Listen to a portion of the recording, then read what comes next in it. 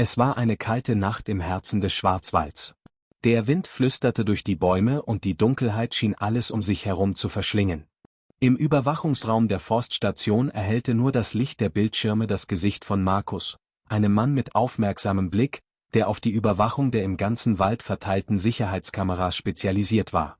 Das Einzige, was ihn in dieser einsamen Nacht wach hielt, war die Arbeit. Markus hatte jahrelang hier gearbeitet und kannte jeden Winkel des Waldes, doch nichts konnte ihn auf das vorbereiten, was passieren würde. Plötzlich erschien ein seltsames Bild auf dem Bildschirm. Zuerst schien es nur ein Spiel aus Licht und Schatten zu sein, aber bald erkannte er, dass es keine Illusion war. Eine Gestalt bewegte sich zwischen den Bäumen. Es war eine Frau. Sie trug dunkle, eng anliegende Kleidung mit einer Kapuze, die ihr Gesicht teilweise bedeckte, aber nicht genug, um ihre durchdringenden Augen zu verbergen. Sie wirkte verloren, als würde sie ziellos umherirren, doch ihre Haltung vermittelte keine Angst, sondern eher eine gewisse beunruhigende Ruhe. Markus zoomte mit angehaltenem Atem auf die Kamera. Die Szene war unwirklich. Die Frau ging langsam und die Strahlen des Mondes beleuchteten ihre Silhouette und schufen eine fast übernatürliche Atmosphäre. Sie blickte direkt in die Kamera, als wüsste sie, dass sie beobachtet wurde, und verschwand dann ohne Vorwarnung in den Schatten des Waldes. Der Bildschirm flackerte kurz und das Bild der Frau verschwand. Nein, das kann nicht echt sein, murmelte Markus und stellte die Kamera ein, um zu versuchen, die Gestalt erneut einzufangen. Er beobachtete aufmerksam den Bildschirm, seine Finger waren auf den Bedienelementen schwitzig. Doch trotz seiner Versuche fehlte jede Spur von ihr. Er beschloss, zum Standort der Kamera zu gehen. Vielleicht war es ein Fehler im System oder eine durch Einsamkeit hervorgerufene Halluzination. Aber als er ankam, fand er nichts. Keine Ahnung. Nur das ferne Geräusch des Windes. Allerdings zeichneten die Kameras mehr auf, als er sich vorgestellt hatte. Als Markus das Video nach weiteren Antworten durchging, kam etwas Schockierendes zum Vorschein.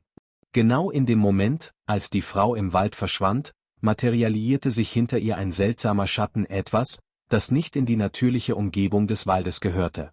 Etwas Nicht-Menschliches. Das Video verbreitete sich schnell im Internet und bald sprach die ganze Welt über dieses Mysterium. Es gibt verschiedene Theorien: War sie ein verlorener Geist, eine Zeitreisende oder etwas noch Schrecklicheres? Die klaren und erschreckenden Bilder wurden von Experten analysiert, aber niemand konnte erklären, was wirklich passiert war. Doch am beunruhigendsten war, dass die Frau erneut auftauchte, diesmal in einem Video, das mit einer anderen Kamera an einer entfernten Stelle im Wald aufgenommen wurde. Sie war jetzt näher, fast so, als würde sie denjenigen beobachten, der sie beobachtete. Und dann verschwand sie wieder. Die Geschichte verbreitete sich wie ein Lauffeuer, aber niemand konnte das Rätsel lösen. Wer war diese Frau? Was wollte sie im Wald? Und was bedeutete dieser Schatten? Markus kam nie wieder zur Ruhe. Jede Nacht betrachtete er die Bilder noch einmal und versuchte zu verstehen, was wirklich geschah, doch etwas in seinem Inneren sagte ihm, dass der Wald mit seinen Geheimnissen und Mysterien noch immer etwas viel Größeres barg, etwas, das er nie verstehen würde. Und wer weiß, vielleicht ist er selbst eines Nachts der Nächste, der in den Schatten des Schwarzwalds verschwindet. Das Video schockierte die Welt weiterhin und mit jedem neuen Mysterium wuchs die Angst davor, wer oder was sich in diesen Schatten verbergen könnte. Während das Video der Frau, die in den Schatten des Schwarzwalds verschwindet, noch immer von Experten und neugierigen Zuschauern diskutiert wurde, sollte etwas noch Überraschenderes passieren. Markus, der nun von dem Mysterium besessen war, begann, jeden Tag die Überwachungsstation aufzusuchen und zu versuchen, herauszufinden, was vor sich ging. Die Geschichte hatte sich bereits auf der ganzen Welt verbreitet, aber er spürte, dass da noch etwas mehr war, etwas, das bisher noch niemand erkannt hatte. Dann, an einem kalten, nebligen Morgen, erschien ein Mann am Bahnhof. Er war aufgeregt, hatte rote Augen und einen verzweifelten Ausdruck. Er trug einen dunklen Mantel, dessen Kapuze hochgezogen war, als wolle er sich vor dem Tageslicht schützen. Markus beobachtete ihn misstrauisch. Der Mann kam ihm bekannt vor, aber er wusste nicht, woher. »Sie sehen sich das Video an, nicht wahr?« Der Mann fragte mit zitternder Stimme. Markus zögerte, nickte aber. »Ja, das bin ich. Bist du?« »Mein Name ist Jakob«, antwortete er und starrte auf den Bildschirm. »Diese Frau, sie ist meine Frau.« Jakobs Enthüllung machte Markus sprachlos. Ihre Frau? Aber, sie ist vor Jahren verschwunden, nicht wahr? Wie ist es möglich, dass sie jetzt im Wald auftaucht?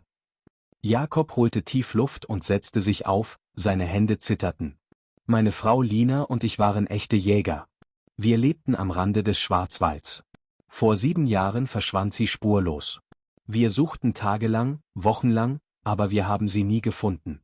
Alle dachten, sie sei verloren gegangen oder, dass etwas Schlimmeres passiert sei.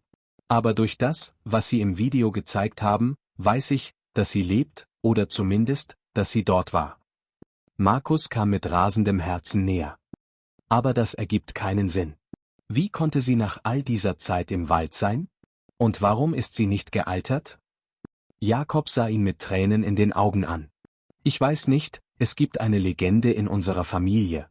Die Legende erzählt von den Geheimnissen des Waldes, von einer uralten Macht, die Menschen in einer anderen Zeit, an einem anderen Ort gefangen halten kann, wo die Jahre keine Wirkung haben. Der Wald birgt seine eigenen Geheimnisse. Und Lina, nun ja, sie muss sich an diesem anderen Ort verirrt haben. Vielleicht hat sie dieses Portal gefunden. Markus war sich nicht sicher, ob er an alte Legenden glaubte, aber etwas an Jakobs Geschichte ergab Sinn, besonders nachdem er das Video gesehen hatte. Er hatte das Gefühl, dass die Antwort direkt vor ihnen lag, verborgen im Schatten des Waldes. Ich muss da zurück, sagte Jakob mit fester Entschlossenheit in der Stimme. Ich weiß, ich werde sie finden. Obwohl Markus zögerte, konnte er den Mann in diesem Zustand nicht allein lassen. Gemeinsam beschlossen sie, in den Wald zurückzukehren, um nach weiteren Hinweisen zu suchen. Mit jedem Schritt, den sie tiefer in die Dunkelheit hinein machten, überkam sie ein seltsames Gefühl. Die Bäume schienen höher und die Luft schwerer, als ob etwas sie beobachtete. Als sie den Ort der letzten Kameraaufnahme erreichten, dieselbe Lichtung, auf der die Frau verschwunden war, blieb Jakob stehen und blickte mit abwesendem Blick in den Wald.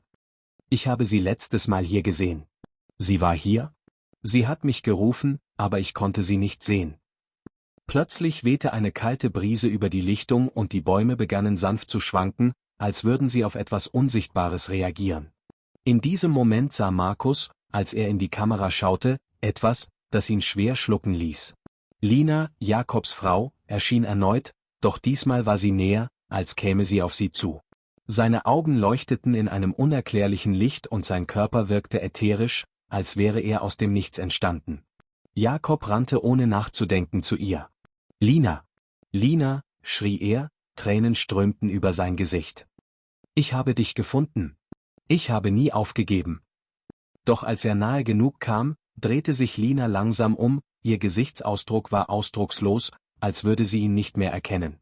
Der seltsame Schatten, den Markus zuvor gesehen hatte, begann sich hinter ihr zu bilden, und im nächsten Augenblick schien er die Frau zu verschlucken, als würde sie in eine andere Dimension gezogen, an den Ort, an dem Zeit und Raum keine Rolle spielten. Jakob streckte verzweifelt die Hand aus, doch im nächsten Moment verschwand Lina wieder in den Schatten des Waldes und hinterließ nur eine tiefe, beunruhigende Stille in der Luft. Sie ist nicht mehr hier«, sagte Jakob mit brechender Stimme und fiel auf die Knie. »Sie wird nicht? Sie wird nie wieder zurückkommen?« Markus war still, sprachlos und von Angst überwältigt. Er wusste, dass etwas Übernatürliches geschah, aber was genau war es? Er hatte keine Antworten und jetzt, da Lina weg war, schien der Wald dunkler als je zuvor. Doch bevor sie gehen konnten, nahm die Kamera noch ein Bild auf, einen Schatten, der sich schnell zwischen den Bäumen bewegte. Markus und Jakob starrten auf den Bildschirm, ein Schauer lief ihnen über den Rücken. Die Frau, oder was von ihr übrig war, war da, in gewisser Weise immer noch präsent. Der Wald mit seinen Geheimnissen hatte nur einen Teil des Mysteriums enthüllt. Aber die Wahrheit war klar, Lina war irgendwo verloren, gefangen zwischen den Welten, und der Wald hatte sie so lange beschützt und darauf gewartet, dass eines Tages jemand ihr Geheimnis entdeckte. Markus und Jakob verließen in dieser Nacht den Wald, ohne Antworten, aber mit der Gewissheit, dass die Geheimnisse des Schwarzwalds nie vollständig gelüftet werden würden. Denn was dort geschah, hatte nicht nur etwas mit Zeit oder Raum zu tun, es ging um etwas viel Tieferes, etwas, das sich dem menschlichen Verständnis entzieht.